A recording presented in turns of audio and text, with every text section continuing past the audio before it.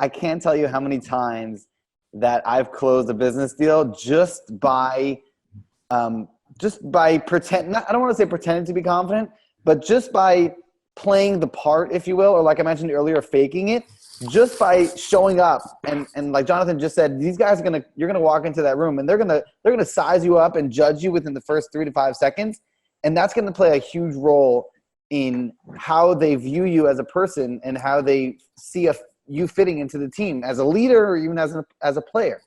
And I would say also to you, Matthew, like what you're thinking inside of your head, no one else sees. You know, like we walk around thinking like, oh, what if they think this about us, or what if they think that? And that's by the way, that's totally normal. That's human beings. We all self-doubt ourselves, and that's totally fine.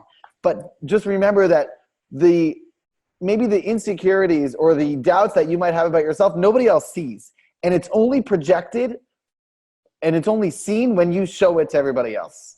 So when you can walk into a room, or when somebody asks you a question, if you just say like, okay, this guy is going to only know me for how I respond, and more importantly, my tonality, with, you know, the tone of my voice, but also just the way I carry myself and my energy. And we're going to talk a lot about energy next week, and it's going to be we're going to go deep into energy and what it really means and how powerful it is. But just the way you hold yourself and the way you respond and the way you just interact with people is huge. Somebody can think you're the most confident person in the world just by the way you talk to them and the way you interact with them.